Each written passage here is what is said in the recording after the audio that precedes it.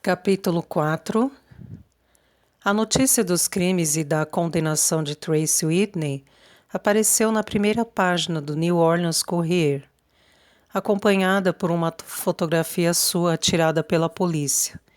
Os principais serviços noticiosos transmitiram a história para jornais de todo o país. Quando foi retirada do tribunal, a fim de aguardar a transferência para a penitenciária estadual, Tracy foi confrontada por uma turma de repórteres de televisão. Escondeu o rosto em humilhação, mas não havia como escapar das câmeras. Joe Romano era uma notícia importante, e um atentado contra a sua vida por uma linda assaltante era notícia ainda mais sensacional. Tracy tinha a sensação de que se encontrava cercada por inimigos. Charles me tirará daqui, ela insistia em dizer a si mesma. Oh, por favor, Deus, permita que Charles me tire daqui. Nosso filho não pode nascer na prisão. Foi somente na tarde seguinte que o sargento de plantão permitiu que Tracy usasse o telefone. Harriet atendeu.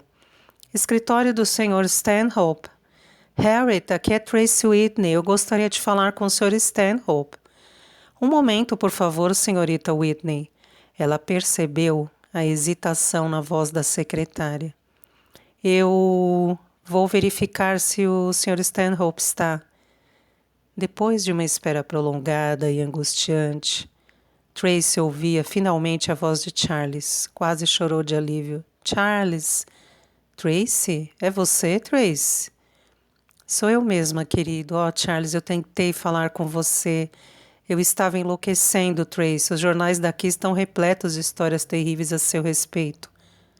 Não posso acreditar no que eles dizem. Nada é verdade, querido. Absolutamente nada.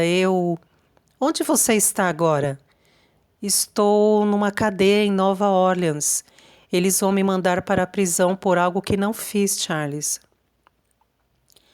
Para o horror de Charles, Tracy começou a chorar. Fique calma e preste atenção. Os jornais dizem que você atirou num homem. Isso não é verdade, não é mesmo? Atirei nele, mas... Então é verdade. Não é como parece, querido. A história foi totalmente diferente. Eu posso explicar tudo. Tracy, você se declarou culpada de tentativa de homicídio, de roubar um quadro? É verdade, Charles, mas só fiz isso porque... Se precisava de dinheiro tão desesperadamente, deveria ter falado comigo. E tentar matar alguém, não posso acreditar nisso, nem meus pais. Você é a manchete do Daily News de Filadélfia desta manhã. É a primeira vez em que um sopro de escândalo atinge a família Stanhope. Foi o amargo autocontrole na voz de Charles que fez Tracy compreender os sentimentos profundos dele. Ela contara desesperadamente com Charles e agora descobria que seu noivo estava do lado deles. Fez um esforço para não gritar. Preciso de você, querido. Por favor, venha até aqui. Pode endireitar tudo. Houve um silêncio prolongado. Parece que não há muita coisa para endireitar. Não, se você confessou ter feito todas essas coisas. A família não pode se envolver em algo assim, e tenho certeza de que pode compreender isso. Foi um choque terrível para nós. Obviamente, eu nunca a conheci de verdade. Cada palavra era um tremendo golpe. O mundo desmoronava sobre Tracy. Ela sentia-se mais sozinha do que em qualquer outra ocasião anterior de sua vida. Não havia agora ninguém a quem pudesse recorrer, absolutamente ninguém. E o bebê? Terá de fazer o que julgar melhor com seu filho, disse Charles. Lamento muito, Tracy. E a ligação foi cortada. Tracy ficou imóvel, segurando o telefone mudo. Outro preso por trás dela disse: Se já acabou com o telefone, meu bem, eu gostaria de chamar meu advogado. Quando Tracy voltou à cela, a guarda tinha instruções a lhe transmitir. Esteja pronta para partir amanhã de manhã. Virão buscá-la às 6 horas. Ela recebeu um visitante, Otto Schmidt. Parecia ter envelhecido muitos anos durante as poucas horas transcorridas desde que Tracy o vira pela última vez. Ele dava a impressão de estar doente. Só vim lhe dizer o quanto minha mulher e eu lamentamos tudo isso.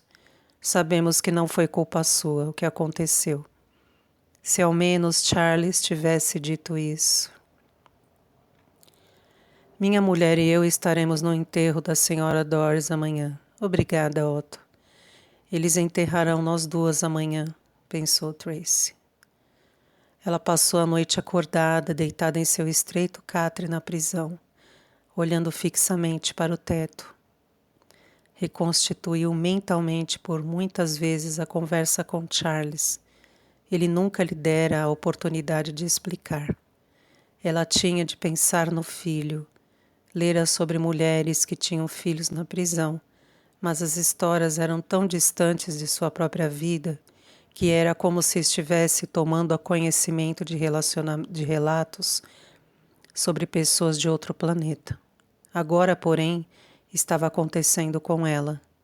Terá de fazer o que julgar melhor para seu filho, dissera Charles.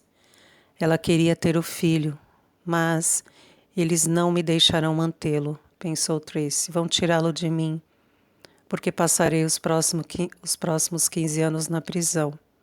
É melhor que ele nunca saiba quem é a mãe. E Tracy chorou.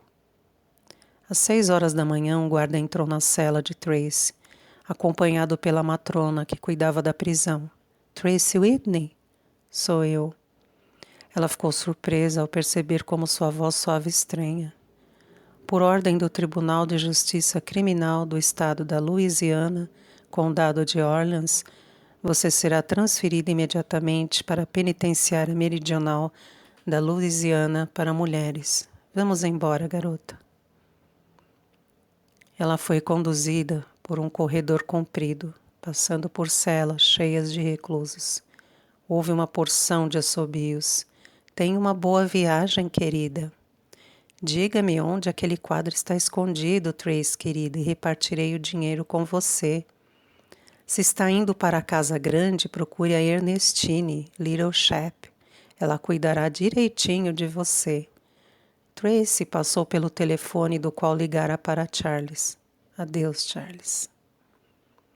Ela estava do lado de fora, num pátio.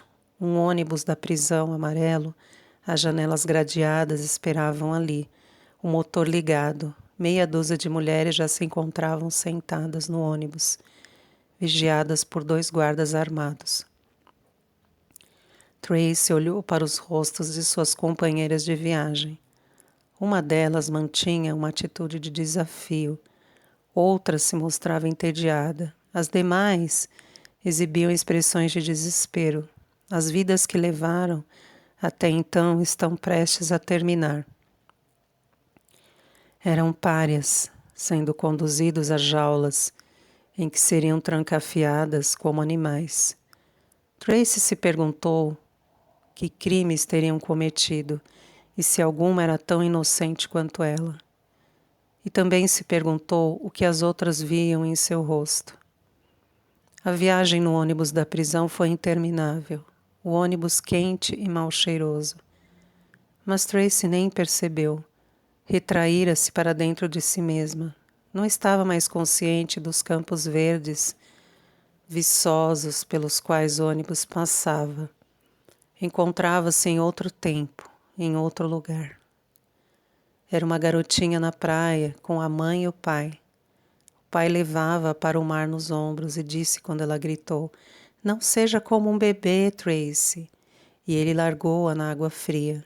Quando a água se fechou por cima de sua cabeça, ela entrou em pânico e começou a sufocar.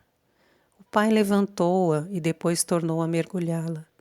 Desse momento em diante, ela tivera pavor da água. O auditório universitário se apresentava lotado de estudantes, seus pais e parentes. Ela era a oradora da turma, falou por 15 minutos, e seu discurso estava impregnado de um idealismo elevado, com referências engenhosas ao passado e sonhos fulgurantes para o futuro.